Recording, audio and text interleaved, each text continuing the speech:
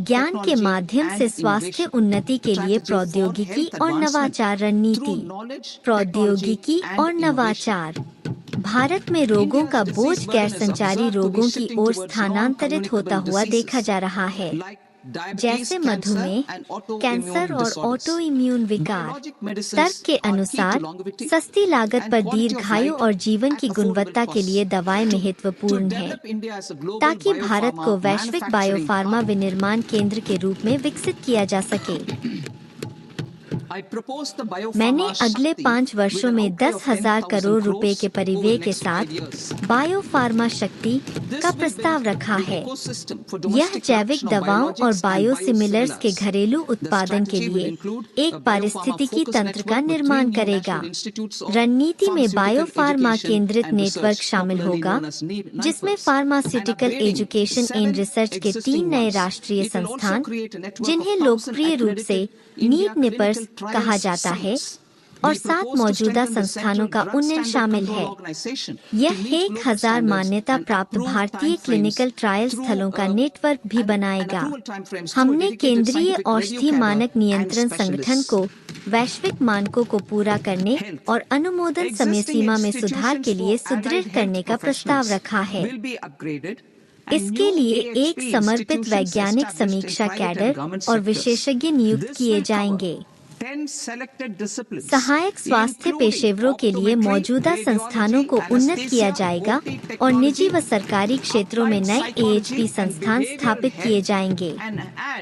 यह optometry, radiology, anaesthesia, OT technology, applied psychology और behaviour and health सहित 10 चयनित विषयों को कवर करेगा और अगले 5 वर्षों में 1 लाख APS जोड़े जाएंगे।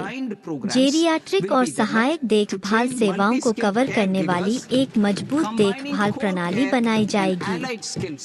कोर केयर और सहायक कौशल को जोड़ते हुए बहुकुशल देखभालकर्ताओं को प्रशिक्षित करने के लिए NSQF संरेखित कार्यक्रम विकसित किए जाएंगे, जैसे वेलनेस, योग और चिकित्सीय सहायक उपकरणों का संचालन।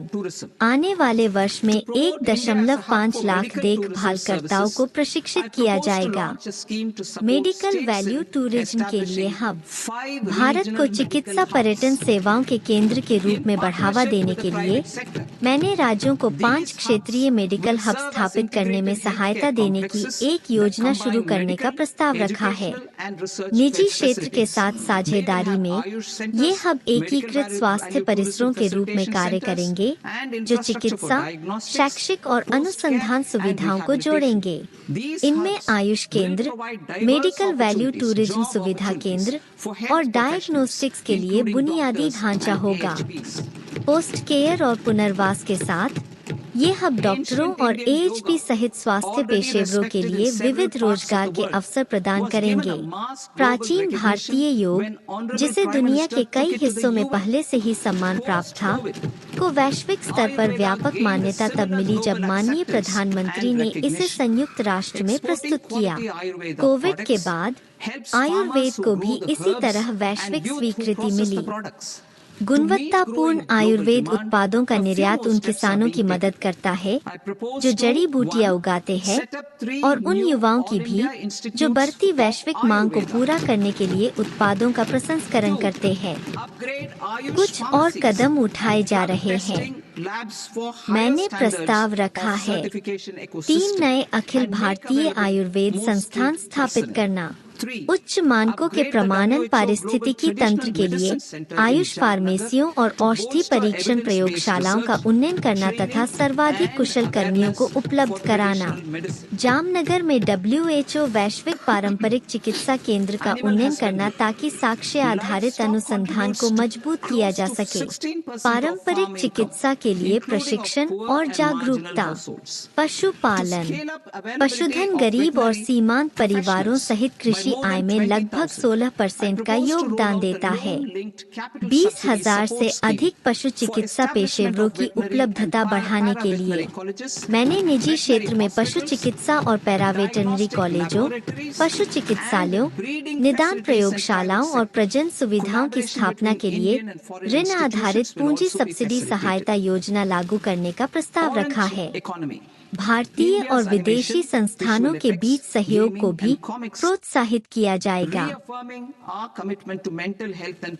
मानसिक स्वास्थ्य और ट्रॉमा केयर के प्रति हमारी प्रतिबद्धता की पुनः पुष्टि करते हुए उत्तर भारत में मानसिक स्वास्थ्य देखभाल के लिए कोई राष्ट्रीय संस्थान नहीं है, इसलिए हम एक नया निम्हा स्थापित करेंगे और रांची में राष्ट्रीय मानसिक स्वास्थ्य संस्थानों का उन्नयन भी करेंगे और अन्य क्षेत्रों में क्षेत्रीय शीर्ष संस्थान शुरू किए जाएंगे।